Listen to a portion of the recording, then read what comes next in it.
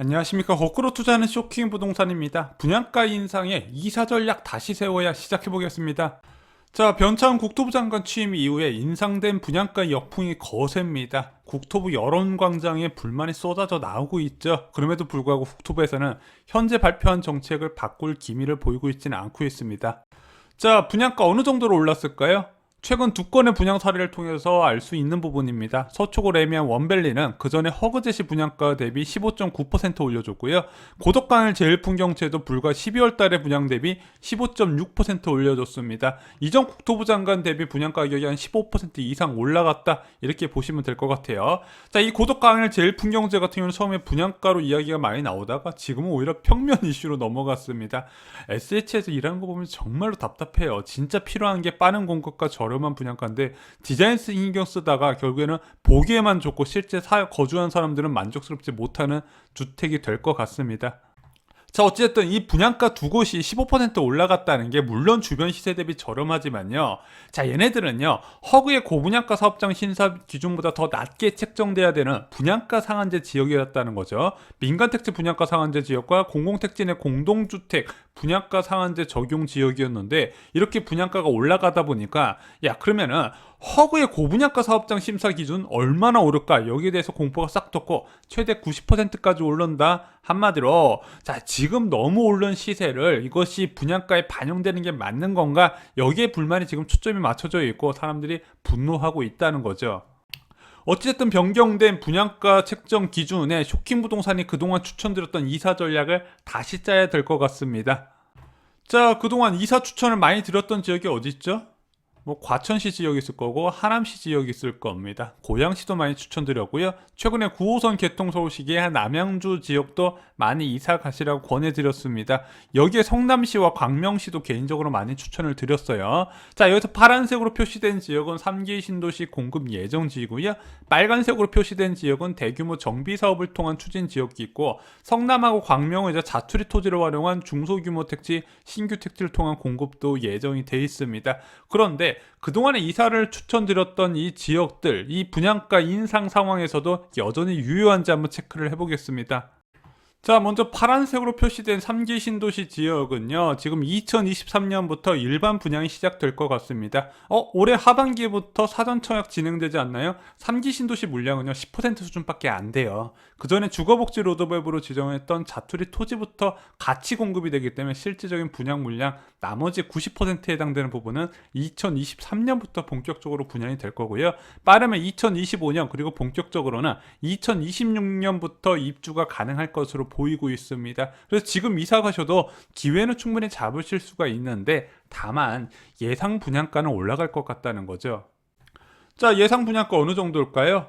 현재 하남 교산지구 같은 경우 저희가 언급드렸다시피 전용 84제곱미터는 6억 6천에서 7억 2천까지 나올 가능성이 있습니다. 주변에 미사지구하고 이제 스타필드 주변에 신규 택지에서 공급된 이제 신축 아파트 가격이 많이 올랐어요. 5호선 개통 소식으로 그거에 대해서 60에서 65% 잡았더니 7억대까지 올라가더라고요. 자, 고양 창릉지구는요, 한 6억 3천에서 6억 8천까지 봐야 될 것 같습니다. 자, 그래서 신도시의 이제 분양가 책정 기준에서 가장 중요한 토지의 평가 금액이 현재의 같은 감정평가 기준으로 진행되면 이 금액대 이상으로 좀 생각을 하셔야 될 것 같습니다.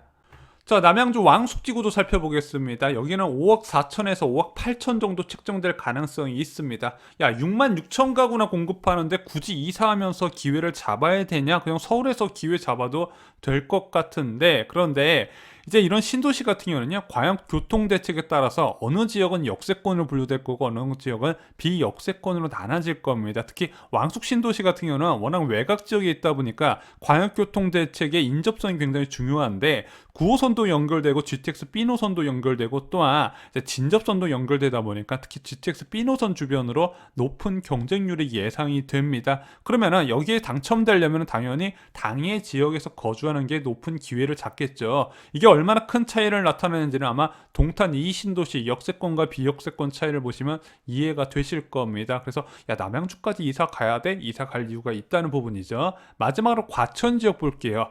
여기도 주변 시세 감안하면 절대 저렴하기는 어려울 것 같습니다. 아무래도 이제 가격 비교할 때 이제 재건축 아파트 중심으로 비교할 가능성이 크기 때문에 전용 84제곱미터 기준은 8억대까지 올라갈 가능성이 있다고 생각합니다. 뭐 중도금 대출 불가능 수준까지는 안 올라가겠지만 그래도 8억대 금액은 예상하셔야 되고, 또한 이런 이제 공공택지에서 공급되는 부분은 과천에서 당해라도 경쟁이 굉장히 높습니다. 특별 공급은 좀 낮은데 이제 과천 지역 같은 경우는 일반 공급도 경쟁률이 많이 올라갔다는 부분, 그래서 기왕 과천에 이사하실 분들은 특별 공급 대상자들이 이사하라고 저희가 많이 권해드리고 있습니다. 하지만 분양가가 쌀 것 같진 않아요.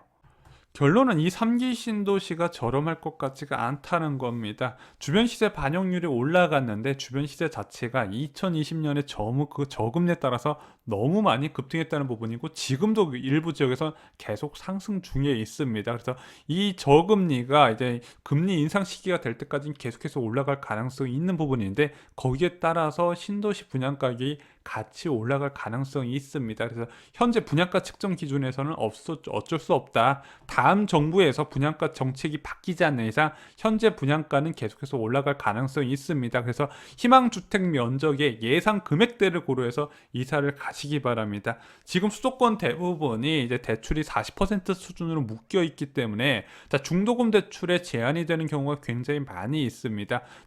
계약금하고요, 중도금 이제 2회차분은 내가 납부를 하기 때문에 많은 현금을 갖고 있어야 된다는 부분이죠. 그래서 내가 지원할 수 있는 작은 금액대를 고려하셔서 이사 전략을 세우셔야 된다, 이렇게 말씀을 드립니다. 자, 문제는 대규모 재개발 예정 지역이었어요. 저희가 3기 신도시 지역 말고도 성남시 괜찮다 말씀드렸거든요. 자체적으로 재개발을 통한 공급이 굉장히 많이 예정돼 있고, 또한 신규 택지도 제법 지정이 됐습니다. 또한 광명시 같은 경우도 과거 뉴타운에 지정됐던 구역들이 속속 분양이 예정돼 있다 보니까 여기서 공급이 많아지겠네, 여기서 이사해서 당해 지역으로 청약 당첨받으면 3기 신도시 못지않은 기회가 될 것이다 많이 말씀을 드렸습니다. 그런데 분양가 상승에 문제가 생긴 거예요. 자, 먼저 성남 지역부터 보겠습니다. 저희가 성남 지역으로 이사가라고 영상까지 만들어 드렸었는데 좀 전략이 바꾸셔야 된다는 부분 오늘 좀 강조를 드립니다. 자, 성남 지역 같은 경우는 수정구하고 중원구에서 대규모 개발이 계속해서 진행이 되는 곳입니다. 그래서 성남 지역은 앞으로도 공급이 많아질 거예요. 왜냐면은 지금 벌써 수진 1구역과 신흥 1구역이 다시 구역으로 지정됐고, 곧 태평 3구역을 통한 공급도 이제 앞으로 본격적으로 진행될 예정이 있습니다. 향후 장기적인 공급 전망도 많고요. 또한 단기적으로도 많이 나오게 돼 있는 곳이 바로 이 성남 지역입니다. 그리고 이들 지역은 전통적으로 분양 가격이 굉장히 낮았었어요. 자, 근데 성남 지역 시세 자체가 너무 많이 올랐습니다. 분당뿐만 아니라 구성남 지역도 너무 많이 올랐거든요. 지금 2020년 5월까지만 해도 프리미엄이 5억 얘기가 나왔는데 지금 뭐 7억 이야기도 나오고 7억 넘어서도 매물이 없다는 얘기가 나올 정도로 구성남의 신축 아파트, 기존 아파트 시세가 너무 많이 오른 상황입니다. 문제는 많은 사람들이 잘못 알고 계신 부분인데, 성남 지역은 분양가 상한제 지역이 아닙니다. 자, 그래서 이 분양가 상한제는요, 동 단위로 지정을 하고요, 투기 과열 지구라고 자동적으로 지정되는 개념도 아닙니다. 국토부 장관이 따로 지정을 해요. 그런데 허구의 고분양가 사업장 심사 기준을 적용받을 수밖에 없는데, 허구의 고분양가 사업장 심사 기준은 시세 대비 70에서 최대 90%까지 적용이 된다는 겁니다. 자, 그럼 성남 지역 분양은요, 시세 70%만 잡아도 25평은 7억에서 8억대까지 금액이 나올 수도 있고요, 34평은 대출 금지선이고 이제 특별 공급도 없는 9억이 넘을 가능성이 커지고 있습니다. 이게 얼마나 큰 변화냐? 산성역 자이 프로지오 같은 경우는 2020년 중반에 25평 기준으로 5억 5천 선에 아마 2,180만 원 평당 분양가로 공급이 됐었거든요. 그런데 5억 중반에서 그 주변의 공급 가격이 7억대 수준까지 올라갈 수 있을 정도로 분양가 개편이 이루어졌습니다. 자, 가장 낮은 기준이라고 할 수 있는 주변 시세 70%만 잡아도 2020년 대비 분양 가격이 2억에서 3억 정도가 뛰게 됩니다. 그럴 수밖에 없는 게, 허그의 고분양가 심사 기준이 과거에는 주변의 분양 사업장의 분양 가격만 포커스를 맞췄어요. 당연히 분양 가격은 주변 시세 대비 떨어지잖아요. 과거에 분양을 했으니까. 그런데 이 분양 사업장의 분양가에서 기존 분양가 대비 최대 10%를 넘지 않게 책정을 했었다는 부분이죠. 그런데 지금은 기준이 바뀌었어요. 주변의 분양가만 고려하지 않습니다. 신축 아파트 분양 그 시세까지 같이 동시에 반영을 하다 보니까 이 중간값인 주변 시세의 75% 전후로 측정이 될 거예요. 그래서 이제 분양 가격하고 시세하고 많이 차이 나는 지역은 아마 70% 선에서 잡힐 것 같은데, 그럼에도 불구하고 시세가 너무 많이 올랐기 때문에 분양 가격 2, 3억 뛰는 거는 기본처럼 인식이 될 겁니다. 그래서 이사 전략도 다시 세우셔야 돼요. 자, 그럼 광명 지역은 어떨까요?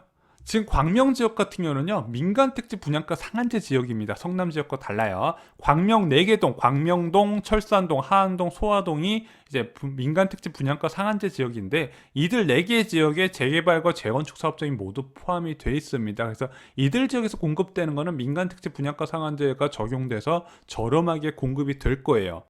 하지만 이제 광명 지역의 정비 사업이 막바지에 달리고 있습니다. 재건축 사업장은요, 이미 이사 간다 하더라도 기회를 잡긴 어려운 부분이에요. 아마 내년에 마지막으로 분양이 진행되고 사업은 종료될 가능성이 크다는 부분입니다. 그나마 재개발에서 좀 노릴 수 있는데 재개발도 대부분 막바지를 달리고 있어요. 이 광명 지역 재개발은요, 뉴타운 지역이었습니다. 굉장히 오래전에 지정한 거다 보니까 지금 대부분의 뉴타운 지역이 그렇다시피 사업 막바지 속도를 달리고 있는데, 그나마 다행인 게 3개 구역이 지금 이사가도 기회가 있을 가능성이 있어요. 여기서 보면은 추진 현황 보면 관리처분 인가, 관리처분 계획 인가 준비 중이라고 나오죠. 사업 시행 인가 떨어지고 나서 관리처분 계획 인가 받기 전 단계라는 거예요. 그러면 일반적으로 관리처분 인가까지 한 1년 정도의 시간이 소요될 수도 있고요. 관리처분 인가 떨어지고 나서 6개월 정도의 이제 이주비 대출 기간이 있습니다. 이주비 신청 기간이 있습니다. 그리고 나서 이주 기간이 1년에서 1년 6개월 잡고요. 철거 기간이 6개월 정도 있습니다. 또한 일반 분양을 위한 준비 과정이 또 한 3, 4개월 정도 있기 때문에 이 3개 지역은 지금 이사 가셔도 좀 기회가 있을 거라고 보는데, 성남 지역보다 오히려 이사 가셔서 기회를 노리시는 게 분양 가격 면에서 좀 더 유리하게 측정될 가능성이 있습니다. 그러면은 야, 성남 지역보다 분양가 싸니까 광명으로 무조건 이사 가야겠네? 그렇게 보기는 어려운 게 둘이 지역이 양극 완전히 반대 방향이 있잖아요. 그러다 보니까 나의 거주 지역에 맞게 측정을 하셔야 됩니다. 나의 생활 이제 직장이 어딘지를 보고 판단을 하셔야 되는 부분이지, 야, 분양가 싸다고 광명으로 이사 가실 필요는 없다는 부분이에요. 자, 그럼 광명 지역 분양가는 어느 정도 나올까요? 아까 말씀드렸다시피 시세 대비 60에서 70% 나올 것 같은데, 지금 보면은 그러니까 9억 초과 주택 같은 경우는, 고가 주택 같은 경우는 60% 선에서 묶는 것 같고요. 9억 이하 중저가 주택은 70% 수준에서 묶는 걸로 보여지고 있습니다. 그래서 주변 시세 대비 70% 수준까지 나올 가능성이 있는데, 문제는 이제 시간이 지나면 이제 광명 아파트, 광명 신축이 계속해서 완공이 되면서 가격을 끌어올릴 거란 말입니다. 그 올라가는 시세 대비해서 분양 가격이 측정될 가능성이 있기 때문에 광명 지역이라고 분양가가 쌀 것 같지는 않다는 부분입니다. 성남에 비해서는 좀 덜 오르겠지만 광명 지역도 오른다는 부분이죠. 자, 그나마 민간 분양에 비해서는 3기 신도시는 확실하게 저렴하게 나올 것이고, 시세 반영률도 70%까지는 안 갈 것이고 60% 중반대 아니면 초반대까지 낮아질 가능성이 있습니다. 그래서 자금 여유가 부족하다면은요, 아까 말씀드렸던 성남이나 광명 지역보다는 3기 신도시로 가시는 게 더 나을 것 같고요. 저가 가점자이면서 자금 여유가 있다면 성남이나 광명 지역으로 가시는 것도 어차피 좋은 기회가 되실 수는 있습니다. 둘 다 좋은 기회는 맞는데요, 이제 분양가의 인상에 따라서 아무래도 자금 대응 여력이 달라질 수 있다는 부분, 그에 따라서 이사 전략을 다시 세우셔야 될 것 같습니다. 자, 요즘 청약을 위해서 이사를 고민하시는 분들이 굉장히 많아지고 있습니다. 아마 여러분 주변 분들도 꽤 있으실 거예요. 마치 집주인이 나가야 된다, 내가 입주해야 된다, 나가라고 하는 이제 세입자분들은 이사를 하실 때 이런 부분을 꼭 고려하시기 바랍니다. 개인적으로는 하남 지역이나 고양 지역 같은 경우를 좀 추천드리고 싶어요. 이들 지역에서 추가로 신규 택지가 나올 가능성이 보여지고 있거든요. 그래서 기존에 지정된 데 말고도 추가로 나올 가능성이 있기 때문에 한번 고려하시는 것도 나쁘진 않을 것 같습니다. 이상으로 쇼킹 부동산 마칩니다. 좋아요, 구독, 공유 꼭 부탁드립니다. 감사합니다.